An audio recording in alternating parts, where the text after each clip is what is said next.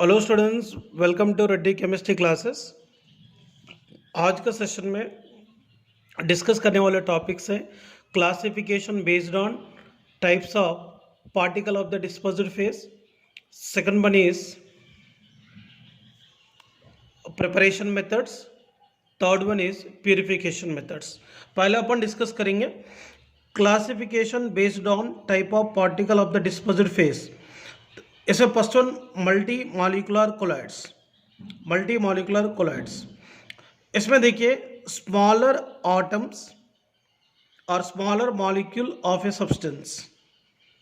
Smaller atoms और smaller molecule of a substance को suitable dispersion medium में introduce करने के वजह से स्मॉलर आटम्स और स्मॉलर मॉलिक्यूल्स अग्रीगेट होकर कोलाइडल पार्टिकल की साइज में कन्वर्ट होने के वजह से मिला हुआ कोलाइड्स को मल्टी मॉलिक्यूलर कोलाइड्स कहेंगे। और इसके लिए बेस्ट एग्जांपल है gold sol, second one is sulphur sol. ये दोनों बेस्ट एग्जांपल है। मतलब यहाँ पे गोल्ड सोल कैसा बनता है आपको मैं बताना चाहता हूँ। मतलब कोलाइडल पार्टिकल की साइज से भी स्मॉलर साइज रहने वाले finest particle of gold atom एक दूसरे के साथ अग्रीगेट होकर कोलाइडल पार्टिकल के साइज में कन्वर्ट होने के बाद सुटेबल डिस्पर्शन मीडियम में इंट्रोड्यूस करे तो मिला हुआ कोलाइडल सॉल्यूशन को मल्टी मॉलिक्यूलर कोलाइड्स कहेंगे। और इसके अलावा सल्फर सोल, तो यहाँ पर एसिड मॉलिक्यूल एक दूसरे के साथ अग्रीगेट होकर कोलाइडल पार्टिकल के साइज में कन्वर्ट होने के बाद सुटेबल डिस्पर्शन मीडियम में इंट्रोड्यूस करने के वजह से मिला हुआ कोलाइड मल्टी मॉलिक्यूलर कोलाइड्स होता है। Next one is second one macro molecular colloids. तो macro molecules like starch, cellulose, protein, enzymes, ये सब क्या है नेचुरली अवेलेबल रहने वाले मैक्रो मॉलिक्यूल्स है। और आर्टिफिशियली बना हुआ macro molecule polythene, nylon, styrene, synthetic rubber, इसके द्वारा मिलने वाले कोलाइड्स है मैक्रो मॉलिक्यूलर कोलाइड्स है। क्योंकि ये जो मॉलिक्यूल की जो साइज़ है बहुत बड़ा रहता है, तो इसीलिए लार्ज साइज रहने वाले मैक्रो मॉलिक्यूल को सुटेबल डिस्पर्शन मीडियम में इंट्रोड्यूस करने के वजह से और डिस्पर्शन मीडियम में ये मैक्रो मॉलिक्यूल का साइज कोलाइडल पार्टिकल की साइज में रिड्यूस होने के वजह से मिला हुआ कोलाइड्स को जनरली मैक्रो मॉलिक्यूलर कोलाइड्स कहेंगे। फॉर एग्जांपल देखिए पार्टिकल की साइज जनरली बहुत ही बड़ा है। मतलब 1 नैनोमीटर से लेकर 10³ नैनोमीटर के रेंजिंग में पार्टिकल की साइज रहा तो ही वो कोलाइड्स को बना सकता है। अगर मान लो अगर ये माइक्रो मॉलिक्यूल की साइज 10³ नैनोमीटर से भी ये पार्टिकल की जो साइज है 10³ नैनोमीटर से भी बड़ा है, तो 10³ नैनोमीटर से भी बड़ा रहने वाले मैक्रो मॉलिक्यूल्स जनरली 1 नैनोमीटर से लेकर 10³ नैनोमीटर रेंजिंग में रहने वाले पार्टिकल की साइज में रिड्यूस होने के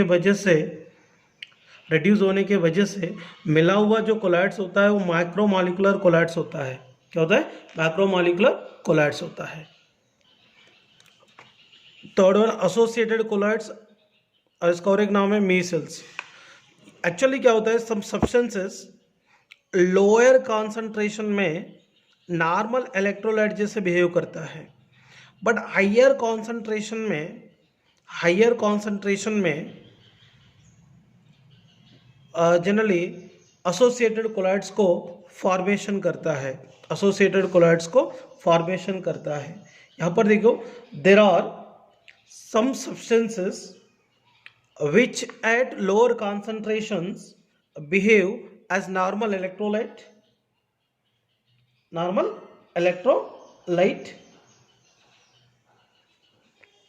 but the higher concentration they are capable to form associated colloids, associated colloids. और ये एसोसिएटेड कोलाइड्स में 100 और 100 से ज़्यादा मॉलिक्यूल एक दूसरे के साथ एग्रीगेट होकर ये एसोसिएटेड कोलाइड्स को डेवलप करता है। फॉर एग्जांपल देखिए RCOO Na, it is the general formula of the soap. Soap मतलब क्या होगा? Sodium salt of higher fatty acid को कहेंगे सोप। ये सोप में कौन सा आंसर रहता है? RCOO माइनस और Na प्लस। एक लोअर कॉन्सेंट्रेशन में कैसा बिहेव कर रहा है? एक नॉर्मल इलेक्ट्रोलाइट जैसा बिहेव कर रहा है। बट हायर कॉन्सेंट्रेशन बोले तो मतलब जिस कॉन्सेंट्रेशन के एबो कॉन्सेंट्रेशन में इलेक्ट्रोलाइट जैसे बिहेव करने वाले केमिकल सब्सटेंस मीसल को फॉर्मेशन करता है, दैट कॉन्सेंट्रेशन को क्या बोलते हैं? CMC बोलते हैं, क्रिटिकल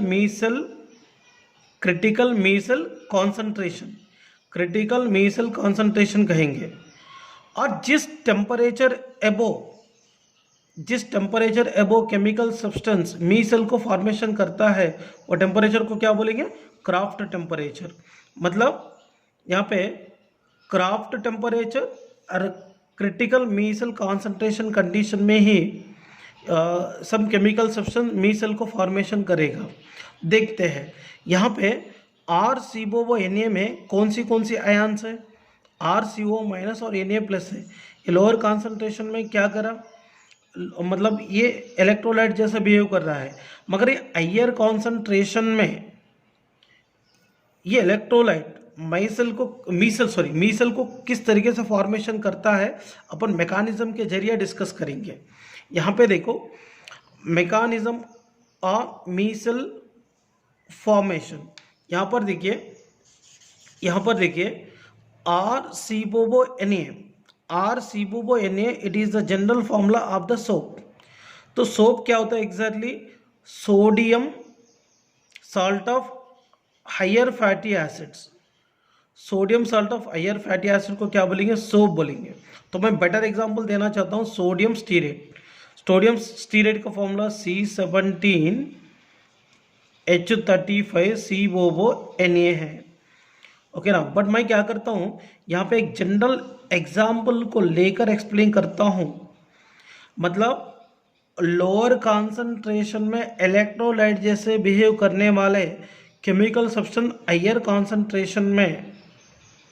कॉन्सेंट्रेशन में 100 और मोर देन 100 मॉलिक्यूल एसोसिएट होकर एक एसोसिएटेड कोलाइड को किस तरीके से डेवलप करता है। देखिए RCOO Na, इसमें कौन सी आंसर है? RCOO minus and Na plus ions है। तो इसमें देखिए ये COO माइनस है वो पोलर है, और ये R ग्रुप है वो नॉन पोलर है। ये क्या है? पोलर है। ये क्या है? नॉन पोलर है। ये नॉन पोलर जो पार्ट है वो हाइड्रोफोबिक होता है। ये पोलर वाला जो पार्ट है वो हाइड्रोफिलिक होता है। क्या होता है? हाइड्रोफिलिक होता है। देखिए ये अल्काइल ग्रुप है, नॉन पोलर रहने के कारण हाइड्रोफोबिक है, मतलब वाटर रिपलिंग है। ये CO माइनस पोलर होने के कारण ये हाइड्रोफिलिक है, वाटर लपिंग है। तो यहाँ पर देखिए ये RCOO माइनस हायर कॉन्सेंट, यहाँ पे देखो यहाँ पे CO माइनस को मैंने ऐसा रिप्रेजेंट करता हूँ, ये हाइड्रोफिलिक वाला पार्ट है, और इसको मैंने ये हाइड्रोफोबिक नेचर रहने वाले नॉन पोलर नेचर रहने वाला अल्काइल ग्रुप को मैंने ऐसा रिप्रेजेंट करता हूँ। तो ये R ग्रुप होगा, ये वाला CO माइनस हो गया। तो यहाँ पर देखिए एक हायर कॉन्सेंट्रेशन में RCOO माइनस सोप सॉल्यूशन में मीसल को कैसा फॉर्मेशन करता है। देखिए यहाँ पर यह हाइड्रोफोबिक वाला जो पार्ट है बल्क में एंटर होता है। हाइड्रोफोबिक वाला पार्ट है जो बल्क में एंटर होता है, वो हाइड्रोफिलिक वाला पार्ट है ये सरफेस में रहता है। ये कहाँ रहता है? सरफेस में रहता है। सो यहाँ पे हाइड्रोफोबिक वाला पार्ट बल्क में एंटर हो गए, हाइड्रोफिलिक वाला पार्ट सरफेस एरिया पे आ गए। यहाँ पर ये आयंस पूरे एसोसिएट होकर यहाँ पे एक एसोसिएटेड कोलाइड को डेवलप किया है। ये एसोसिएटेड कोलाइड को डेवलप किया है। ये एसोसिएटेड कोलाइड को क्या कहेंगे? मेसल कहेंगे। मतलब हायर कॉन्सेंट्रेशन में इस सोप सॉल्यूशन में रहने वाले RCO माइनस आयंस एक दूसरे के साथ एसोसिएट होकर यहाँ पर किसको डेवलप किया है? एसोसिएटेड कोलाइड को डेवलप किए हैं। इसको बोलेंगे मीसेल्स बोलेंगे। और मीसेल्स यहाँ पे फॉर्मेशन हो चुका है। नेक्स्ट वन यहाँ पे अपन डिस्कस करेंगे एक important application, cleansing action of soap. For example देखिए ये क्लॉथ है, क्लॉथ के ऊपर ऑयल ड्रॉपलेट है। ये क्या है? ये क्लॉथ के ऊपर ऑयल ड्रॉपलेट है और ग्रीस। तो ये ऑयल ड्रॉपलेट और ग्रीस रहने वाले कपड़े को अगर वाटर में डालेंगे तो वो ऑयल ड्रॉपलेट और ग्रीस निकलता नहीं है, मगर सोप सॉल्यूशन में रहा तो ये ऑयल ड्रॉपलेट और ग्रीस निकलता है। मतलब वो सोप वहाँ पर क्लेंसिंग एक्शन किस तरीके से कर रहा है देखेंगे।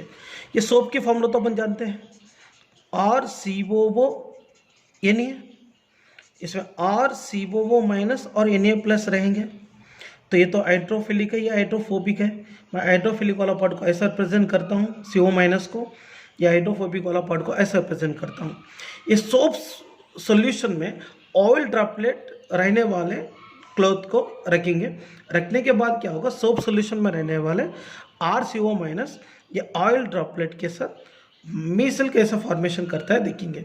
इसमें रहने वाला हाइड्रोफोबिक पार्ट ये ऑयल ड्रॉपलेट की बल्क में एंटर होता है, और हाइड्रोफिलिक वाला पार्ट जो होता है वो सरफेस एरिया पे आता है। ये पूरा आयंस यहाँ पे एसोसिएट होकर यहाँ पे एक मी सेल को फॉर्मेशन किया है।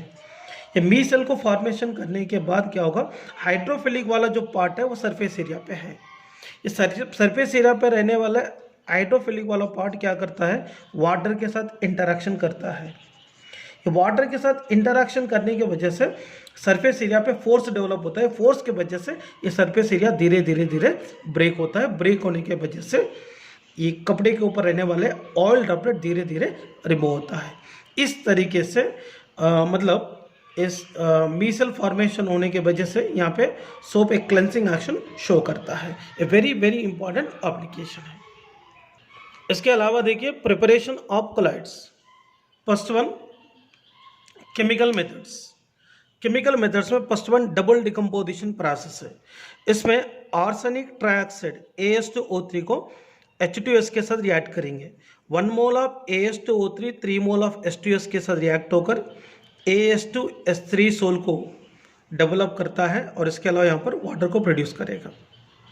सेकंड वन SO2 H2S के साथ रिएक्ट होके सल्फर सोल को बनाते हुए H2O को प्रोड्यूस करता है। ये प्रोसेस ऑक्सीडेशन प्रोसेस है। नेक्स्ट वन AuCl3 को mixture of formaldehyde and H2O के साथ रिएक्शन करने की वजह से गोल्ड सोल मिलता है, और इसके अलावा formic acid and HCl produce होगा। इसमें AuCl3 में Au+3 आयन Au में रिड्यूस हो रहा है, इसलिए ये प्रोसेस रिडक्शन प्रोसेस माना जाता है। नेक्स्ट वन फेरिक क्लोराइड को हाइड्रोलाइसिस करके फेरिक हाइड्रोक्साइड सोल को भी डेवलप कर सकते हैं। ये केमिकल मेथड्स है। नेक्स्ट वन इलेक्ट्रिकल डिसइंटीग्रेशन और Bredig's arc method. Bredig's arc method involved in dispersion as well as condensation. Colloidal soles of metals such as gold, silver, platinum, etc. can be prepared by these methods. Gold sol को, silver sol को, platinum sol को बनाने वाले best suitable method है। देखिए कैसे बनाते हैं। तो सबसे पहले यहाँ पर एक आइस बाथ को लेना है। आइस रखा हुआ वेजल है, आइस बाथ को लेना है।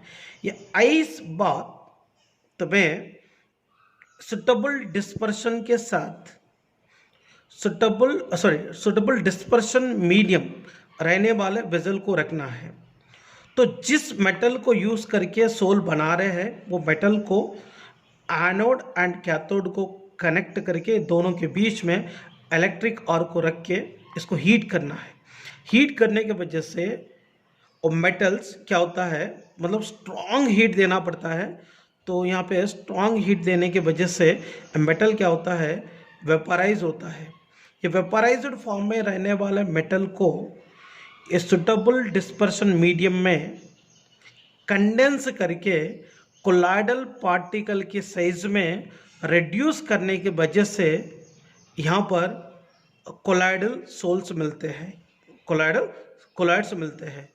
सो यहाँ पर गोल्ड सोल को अगर बनाना रहा तो गोल्ड को इलेक्ट्रिक आर्क को इस्तेमाल करके हीट करना है। वो गोल्ड वेपराइज्ड फॉर्म में कन्वर्ट होता है। वेपराइज्ड फॉर्म में रहने वाले गोल्ड को डिस्पर्शन मीडियम में कंडेंसेशन करके कोलाइडल पार्टिकल के साइज में कन्वर्ट करने के वजह से यहाँ पर गोल्ड सोल मिलता है। और ये मेथड है, ये method generally lyophobic colloidal sols को बनाने के लिए यूज़ करने वाले one of the suitable method है। Next one, peptization process. तो पेप्टाइजेशन मतलब it is the process of conversion of freshly prepared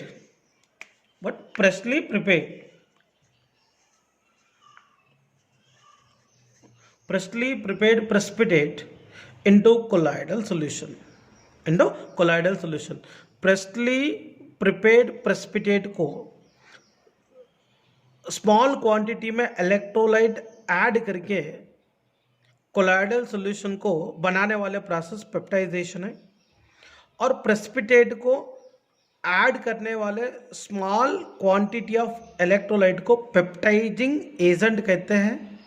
और पेप्टाइजिंग एजेंट के वजह से कोलाइडल सॉल्यूशन स्टेबल होता है। लार्ज क्वांटिटी में ऐड नहीं करना, स्मॉल क्वांटिटी में ऐड करना है। यहाँ पर देखिए एग्जांपल है, फ्रेशली बना हुआ फेरिक हाइड्रोक्साइड प्रेसिपिटेट को पेप्टाइजिंग एजेंट लाइक FeCl3 को स्मॉल क्वांटिटी में ऐड करके कोलाइडल सॉल्यूशन बना सकते हैं। ये एग्जाम्पल पेप्टाइजेशन प्रोसेस के द्वारा मिलता है। इसके अलावा देखिए प्यूरिफिकेशन ऑफ कोलाइडल सॉल्यूशंस, तो इसमें प्यूरिफिकेशन ऑफ कोलाइडल सॉल्यूशन में 3 प्रोसेस अपने को डिस्कस करना है: dialysis, electrodialysis, ultra filtration. First of all देखिए प्यूरिफिकेशन ऑफ कोलाइडल सॉल्यूशन बोले तो क्या है, कोलाइडल सॉल्यूशन में रहने वाले सॉल्युबल इम्प्योरिटी को रिड्यूस करने वाले और रिमूव करने वाले प्रोसेस को प्यूरिफिकेशन ऑफ कोलाइडल सॉल्यूशन कहते हैं। इसमें सबसे पहले अपन डिस्कस करते हैं डायलिसिस प्रोसेस। क्या डिस्कस करते हैं? Dialysis process. It is a process of removing dissolved substances from a colloidal solution through a dialyzer। देखिए इसमें यूज करने वाला डायलाइजर कैसे बनता है, किससे बनता है देखेंगे। इसमें यूज करने वाले डायलाइजर है एनिमल मेम्ब्रेन्स, ब्लैडर और पार्चमेंट पेपर और सेलोफेन शीट से बनता है। तो यहाँ पर देखिए इसमें यूज़ करने वाले जो भी डायलाइजर है वो डायलाइजर ओनली कोलाइडल सॉल्यूशन में रहने वाले इम्प्योरिटी को बाहर करना है, मगर इसके अंदर रहने वाले कोलाइडल पार्टिकल को बाहर रिमूव नहीं करना चाहिए। तो डायलिसिस कैसे करते हैं देखेंगे। एक वेजल में फ्रेश वाटर को लेना है, तो फ्रेश वाटर रहने वाले वेजल में कोलाइडल सॉल्यूशंस रखा हुआ डायलाइजर को रखना पड़ता है। ये डायलाइजर में रहने वाले इम्प्योरिटी जो भी हैं वो डायलाइजर के द्वारा वाटर में ट्रांसफ़र होता है। वाटर में ट्रांसफ़र होने वाले इम्प्योरिटीज़ ये आउटलेट के द्वारा बाहर रिमूव होता है। ये रिमूव होने के बाद ये डायलाइजर के अंदर क्या रहता है, कोलॉइडल पार्टिकल रहता है। बट ये नॉर्मल डायलिसिस प्रोसेस जो होता है वो स्लो चलता है, इसलिए इसको रिप्लेस करके इलेक्ट्रो डायलिसिस अगर करेंगे तो ये प्रोसेस की स्पीड को बढ़ा सकते हैं। इलेक्ट्रोडायलिसिस, इलेक्ट्रोडायलिसिस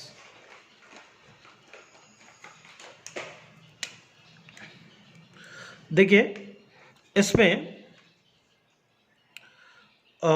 एक वेसल में इनलेट के द्वारा फ्रेश वाटर को सप्लाई करना है।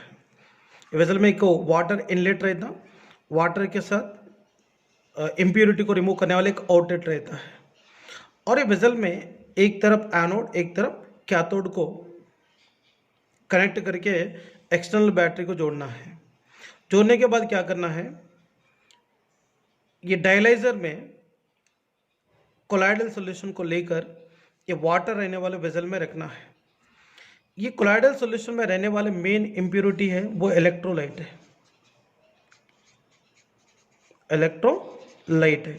तो जनरली अगर मान लो ए बी इलेक्ट्रोलाइट रहा तो इसके अंदर कौन सा आयंस रहता है, ए प्लस और बी माइनस आयन रहता है। तो इम्प्योरिटी लाइक इलेक्ट्रोलाइट में ए प्लस पॉजिटिव आयन और नेगेटिव आयन रहता है।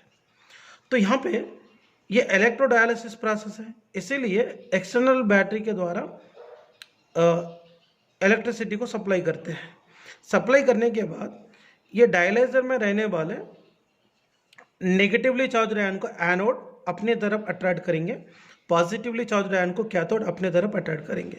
तो इलेक्ट्रिसिटी को पास करके इलेक्ट्रोड के द्वारा मतलब करस्पॉन्डिंग आयंस को अट्रैक्ट कराने की वजह से ये डायलाइजर में रहने वाले इम्प्योरिटीज ईजिली करस्पॉन्डिंग इलेक्ट्रोड की तरफ जाएगा।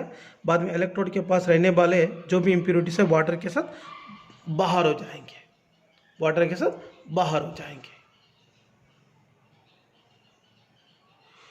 बाहर होने के बाद ये जो डायलाइजर के अंदर ओनली कोलॉइडल पार्टिकल रहता है। ये भी एक one of the electrodialysis process है, मतलब करस्पॉन्डिंग इलेक्ट्रोड के द्वारा इलेक्ट्रिसिटी को पास करके डायलाइजर में रहने वाले इम्प्योरिटी को हटाने वाले प्रोसेस है।